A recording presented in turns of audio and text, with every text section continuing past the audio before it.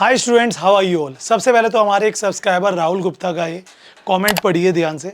ऐसे बहुत सारे कमेंट्स मेरे पास आते हैं, sir bank PO, bank clerk, bank SO, इन तीनों में डिफ़िकल्ट क्या है, इजी क्या है, बेटर क्या है, कौन सी जॉब के लिए अप्लाई करें। क्योंकि मैं हमेशा से एक चीज़ कहता हूँ कि सारी जॉब में मत भागो। अगर आप बैंक में जॉब करना ही चाहते हो तो बैंक में 3 मोस्ट ऑफ जॉब्स है जो निकलती रहती है, चाहे आपका कोई भी गवर्नमेंट बैंक हो। Bank clerk, bank PO, bank SO. यानी कि पीओ मतलब प्रोबेशनरी ऑफिसर, जो आपका ऑफिस जो कैश का काम नहीं देखते, जो कंप्यूटर पे वर्क देखते हैं, जैसे सैंक्शन वगैरह करना, चेक बुक पास करना, एफडी बनाना, ये सब काम। एसओ जो होते हैं स्पेशलाइजेशन ऑफिसर होते हैं। तो इन तीनों में बेटर क्या है, आज की अपनी इस वीडियो को देखने के बाद आप सबके माइंड से एक ये चीज़ क्लियर हो जाएगी। मैं हमेशा से एक चीज़ कहता हूँ कि अगर कोई जॉब चाहिए तो उस जॉब का स्पेसिफिक पार्ट को फॉलो करो। आप अगर बैंक में जॉब चाहते हो तो इन तीनों में से एक को टारगेट बना लो, उसकी ही वैकेंसीज़ का इंतजार करो, उसी की तैयारी करो, उसी की कोचिंग लो, उसी की प्रिपरेशंस करो, उसी के मॉक टेस्ट दो और जाके आखिरी में पहले अटैम्प्ट में आप एग्ज़ाम क्रैक कर सकते हो।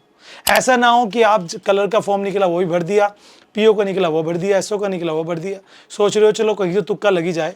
ऐसे कभी भी जॉब हासिल नहीं होती। एक चीज़ ये समझ लीजिए। अब बात करें इन तीनों में, तो इन तीनों का कौन कौन सा बेटर है, कौन सी बेटर नहीं है। तो पहले मैं आपको एक चीज़ क्लियर कर दूं कि आज का जो कंपैरिजन है मैं इन तीनों में नहीं, इन दो में करूंगा। क्यों? क्योंकि अगर मैं बात करूं बैंक देखो बैंक एसओ की, तो बैंक एसओ का मतलब है बैंक स्पेशलाइजेशन ऑफिसर। ये दोनों जो वैकेंसीज़ हैं इनके लिए एलिजिबिलिटी होती है ग्रेजुएशन। जी हाँ, कोई भी ग्रेजुएट यहाँ पे अप्लाई कर सकता है, बट इसके लिए होता है ग्रेजुएशन और प्लस स्पेशलाइजेशन। जैसे आपने एमबीए कर रखा है, आपने एलएलबी किया हुआ है, आपने सीए किया हुआ है या कोई और कोर्स किया हुआ है, तो बैंक आप ही फॉर्म भर सकते हो। अगर एमबीए के लिए निकला है तो एमबीए वाले ही भर सकते हैं, तो फिर तो इनका कंपटीशन इसके साथ ख़त्म हो गया। तो मैं तो यही कहूँगा कि देखो, अगर आपको, और दूसरा इसका exam more than this tough होता है और इनकी सैलरी भी इससे बहुत ज़्यादा होती है। इसकी सैलरी अगर 30-35 हज़ार है तो उसकी सैलरी जस्ट डबल के अप्रोक्सी 60-55-60 के मान प्लस ही मानकर चलिए। क्योंकि इनका काम जिम्मेदारी का काम है, ऑफिसर रैंक का काम होता है और मिनिमम एलिजिबिलिटी भी इसकी ग्रेजुएशन प्लस पोस्ट ग्रेजुएशन में कोई भी कोर्स होता है। तो मुझे लगता है इनका इनसे कोई कंपैरिजन नहीं है। अगर आप एसओ की तैयारी करोगे तो आपके पास ये डिग्री होनी चाहिए। अगर आप एमबीए कर रहे हो, एलएलबी कर रहे हो, सीए कर रहे हो, सीएफए कर रहे हो या कोई और कोर्स कर रहे हो, तो ही आप एलिजिबल इसमें रहोगे। ठीक है, तो मैं यही कहूँगा कि आप बाकी चीज़ को दिमाग से निकाल दो। ठीक है, तो इसको तो चलो हम साइड में रखते हैं। अगर आप उसके बारे में जानना है तो कमेंट करें, मैं इस पर एक डिटेल वीडियो बना दूंगा। लेकिन मुझे पता है मोस्ट ऑफ स्टूडेंट इन दो को लेकर कन्फ्यूजन में रहते हैं कि बैंक कलर अच्छा है, बैंक पीओ अच्छा है। तो आज ये सारे डाउट क्लियर कर दूंगा। देखो, ये चीज़ अगर मैं एक ब्रीफ में आपको बताऊँ तो हाँ, ये चीज़ माननी पड़ेगी कि पीओ का जो एग्ज़ाम होता है थोड़ा सा वो क्लर्क से टफ होता है। पीओ की सैलरी भी क्लर्क से जरा सी ज़्यादा होती है। पीओ का काम भी बैंक में क्लर्क से ज़्यादा जिम्मेदारी वाला होता है। तो इसलिए कहीं ना कहीं पीओ थोड़ा हल्का सा टफ है। बट आप बात करेंगे बेनिफिट्स की तो बहुत सारे डिफरेंसेस हैं दोनों में, उनको समझेंगे। सबसे पहले तो मैं आपको अटैम्प्ट के बारे में बता दूं। जैसे आप एसबीआई का जो एग्ज़ाम्स होते हैं वो एसबीआई कंडक्ट कराता है। बाकी गवर्नमेंट बैंक के एग्ज़ाम्स आईबीपीएस कंडक्ट कराता है। यहाँ तक कि जो कलर का एग्ज़ाम होता है उसमें आप कितनी भी अटैम्प्ट दे सकते हो, कोई लिमिट नहीं है, बस आपकी एज लिमिट पार ना हो। जबकि पीओ के जो एग्ज़ाम है उसमें एसबीआई की पीओ की मैं बात करूँ तो 4 अटैम्प्ट ही आप दे सकते हो। अगर 4 बार में आपने क्रैक नहीं किया तो उसके बाद आप नहीं दे पाओगे। तो इसलिए डिफ़िकल्टी कहाँ आ गई, पीओ में ज़्यादा आ गई। तो एक डिफरेंस तो आपको यही मिल गया। बाकी अगर और डिफरेंसेस की बात करें तो देखो, अगर मैं आईबीपीएस पीओ की बात करूं तो आईबीपीएस पीओ में 20 से 30 साल की एज में अप्लाई कर सकते हैं। आईबीपीएस क्लर्क में 20 से 28 साल, 2 साल पीओ में ज़्यादा मिलते हैं, क्लर्क में 28 साल ही लास्ट वो है। बाकी सबका सेम रहता है, सिटीजनशिप हो, नेपाल से हो, सब्जेक्ट टू भूटान वगैरह जो भी है उसकी सारी चीज़ें रहेंगी। ठीक है, एजुकेशन दोनों की सेम होती है, ग्रेजुएशन आपको चाहिए, तो इसलिए कंपैरिजन बनता है। ठीक है, एसबीआई में थोड़ा अलग है। एसबीआई में 21 से 30 साल है और 20 से 28 साल है कलर के लिए। तो यहाँ 1 साल का डिफरेंस शुरू में भी है जो आपको देखने को मिलेगा।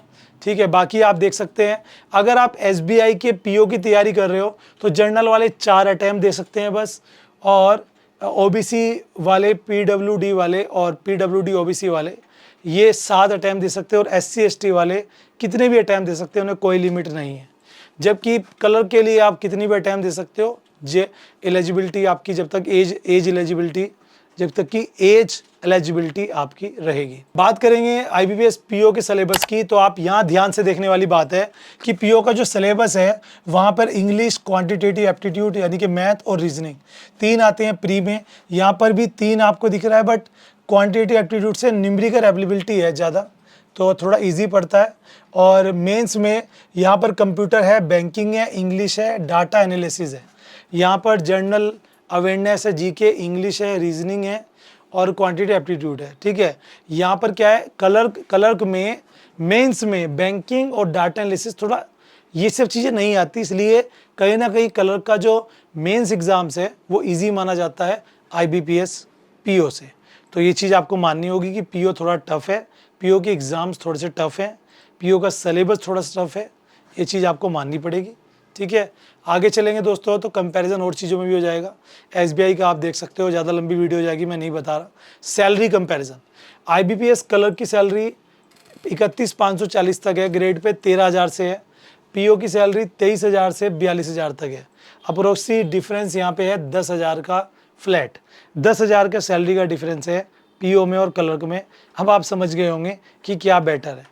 ठीक है, तो कहते हैं यार तैयारी कर रहे हो, अब मैं कुछ बताऊंगा अभी, बाकी यहाँ पे आप देख सकते हो। ठीक है, ये सारी चीज़ें आपको यहाँ पर रहेंगी। उसके बाद बात करेंगे यहाँ पर, ये मेन चीज़ें हैं।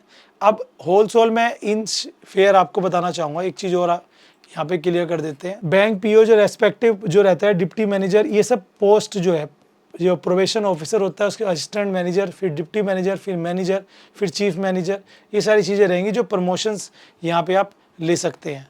तो 100 बात की एक बात ये है कि अगर आप तैयारी कर ही रहे हो तो मैं ये कहूँगा कि PO की तैयारी करो।